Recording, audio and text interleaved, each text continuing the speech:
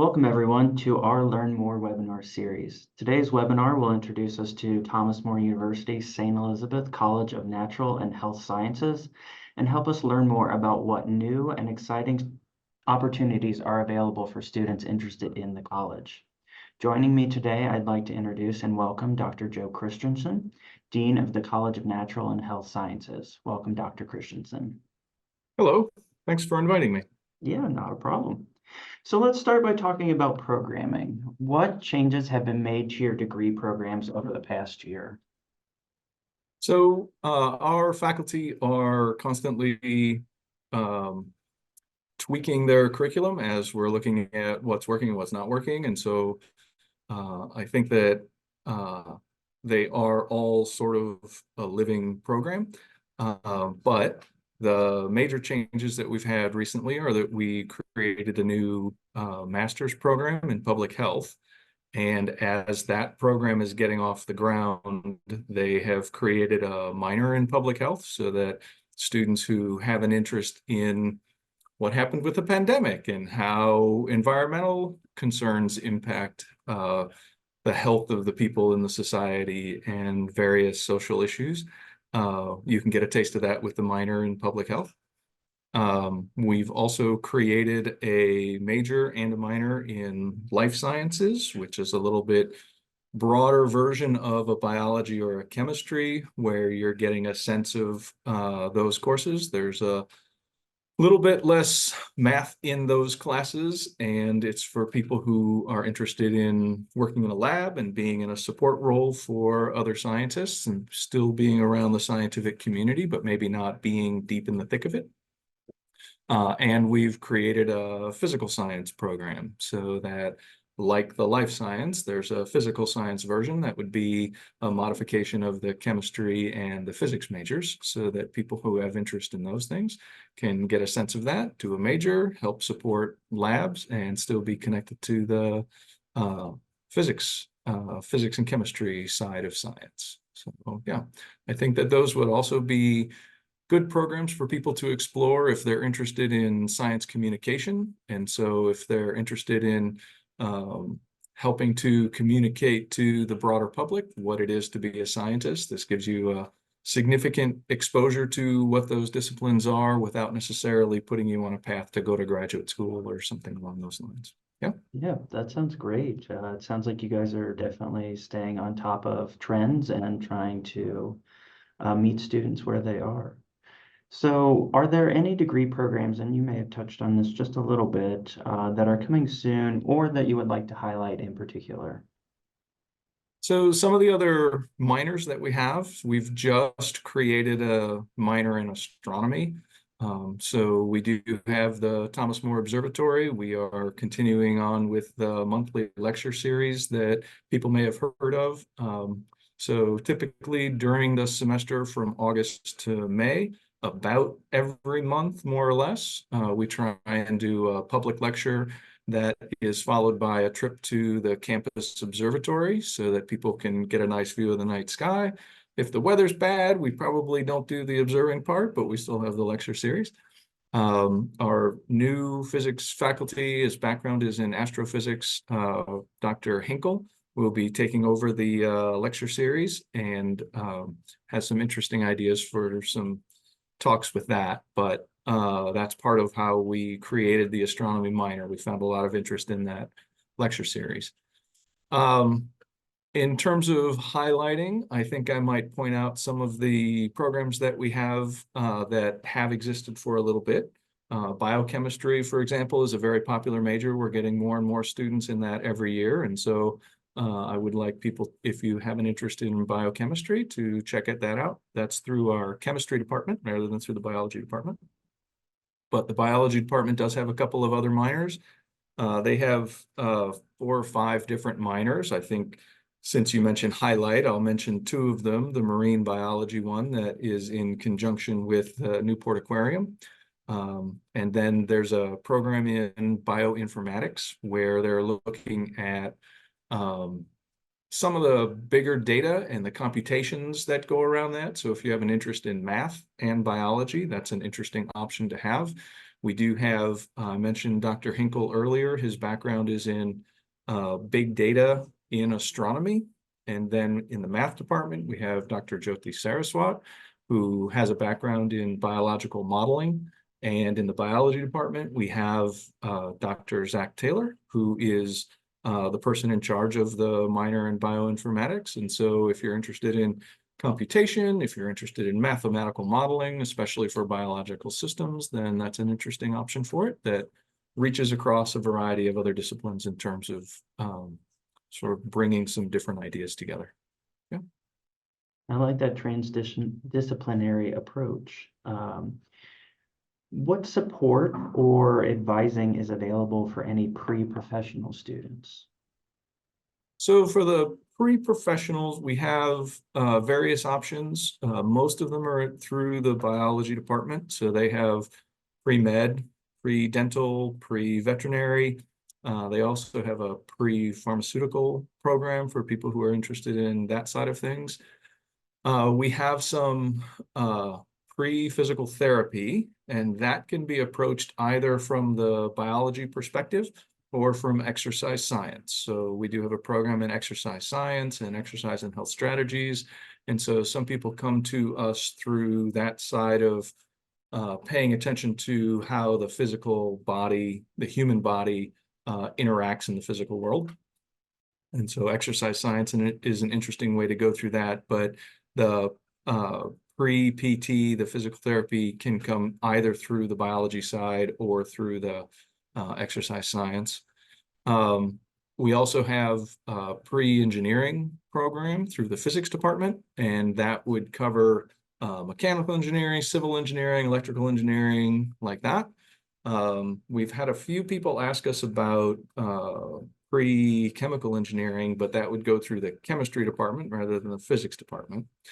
So that's the list of pre-professional programs that we have. You asked more about the support and the advising, and so I'm mentioning the departments that those are presented through so that people recognize which department they would go to for the advising on how best to approach that discipline. And so we have a specific individual in each department who is familiar with the route that someone would go through in order to prepare themselves for the next stage of that education. Sometimes that means graduate schools, sometimes that means professional programs. So pre-med would go into, right, the medical field. The engineering is set up for a transfer to an undergraduate engineering program. And there are different requirements depending on which school they go to.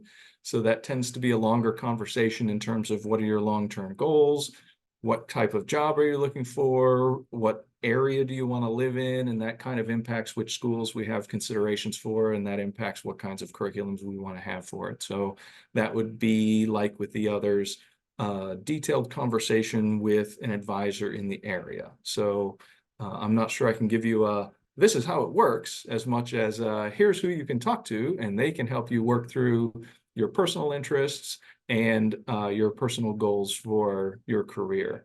So I think that's the answer to your question, but I do want to connect that to the personal touch that I think that Thomas More brings to the community in a special way that we don't really find at a lot of other schools, where we are really doing what we can to help students achieve their goals in life and what it is they're looking for. So we do have courses that are taught on a regular schedule, but when we have students with different needs in terms of how they're going through it, we do have conversations among the departments and within the departments about which electives we need to offer in which semester as we're going through to make sure that we're meeting the needs of the students that we have in the program. Mm-hmm. Yeah, that personalized touch is one of the things I recognize most about being here at Thomas More and what our faculty and staff are willing to do for students.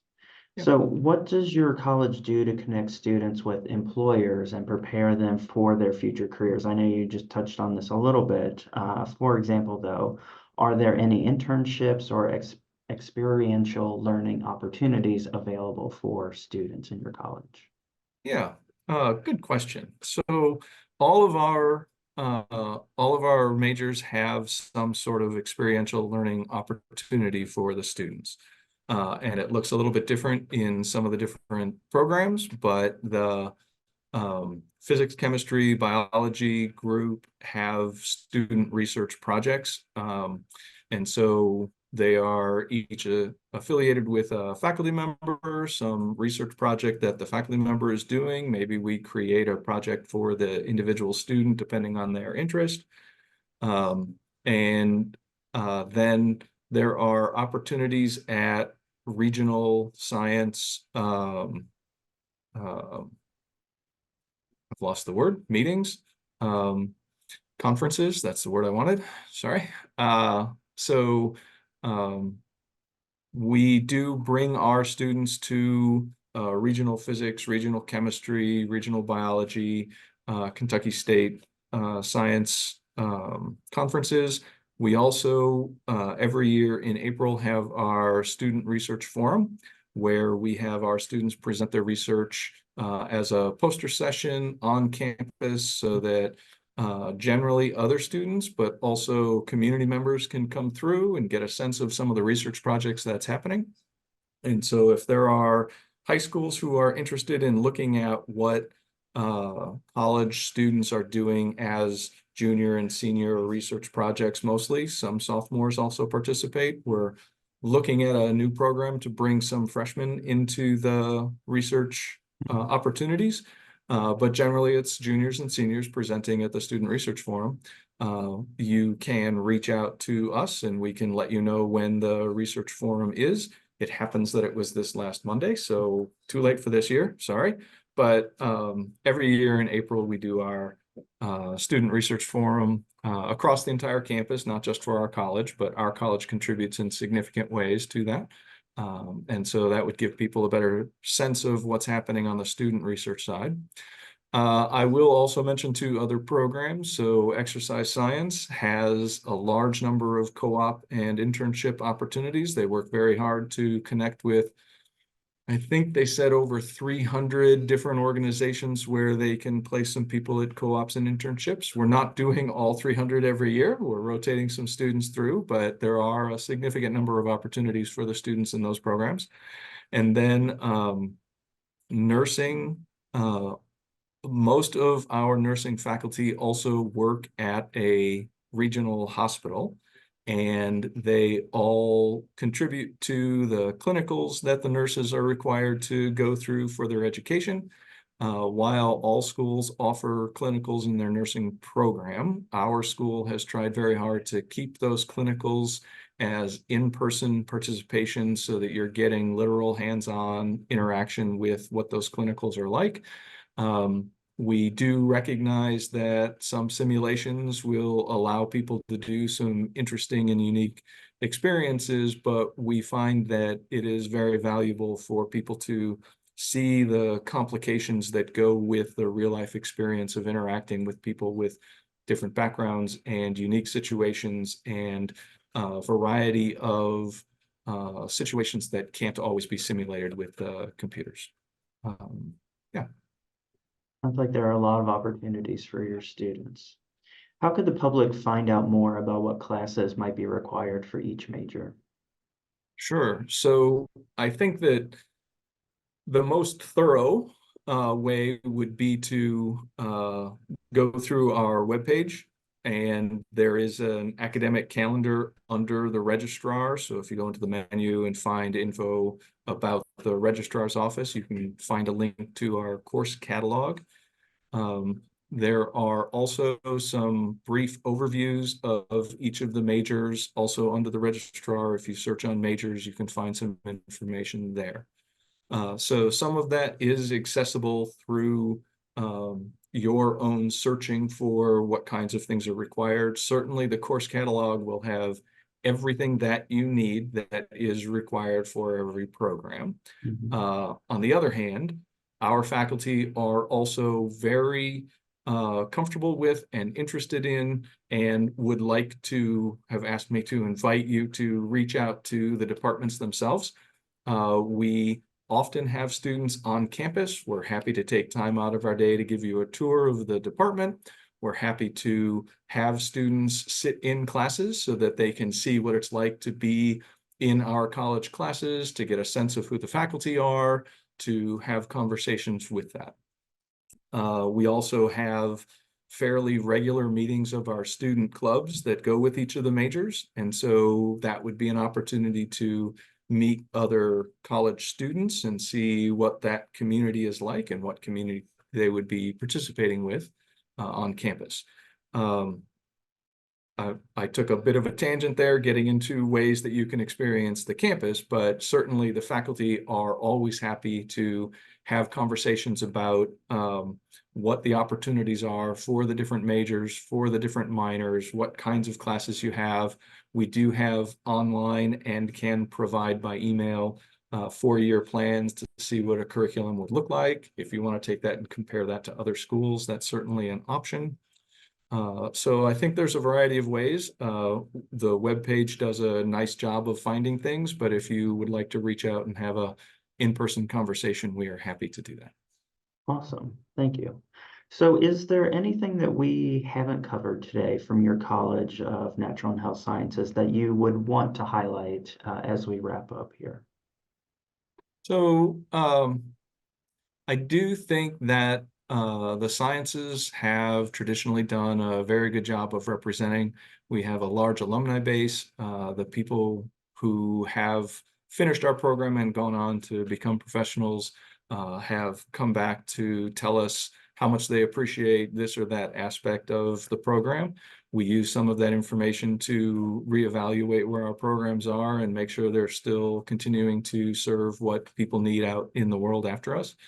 I think the one program that it occurs to me I haven't mentioned through here is our mathematics department. We also have a very good math department. I mentioned Dr. Saraswat. There are other math faculty. They've designed their bachelor degree to be a little bit smaller than many of the other science degrees, intentionally to help people match the math degree up with other majors, so that it's intended for it to be a double major with other disciplines. So my background happens to be physics. We used a lot of mathematics. I did some graduate coursework in mathematics and have taught some of both physics and math courses. And I do find that understanding mathematics enhances your understanding of every other discipline. Whatever else we're having conversations about, what mathematics does is it helps you systematize patterns. So anywhere in life you see patterns, mathematics is an applicable understanding to apply to that. And so for any other discipline where you're seeing patterns in life, adding on a math degree is going to enhance your understanding and enable you to do things that most other people in society aren't going to be doing with that. So it adds to your resume, it adds to your background, it adds to your ability to discuss and progress in that particular discipline.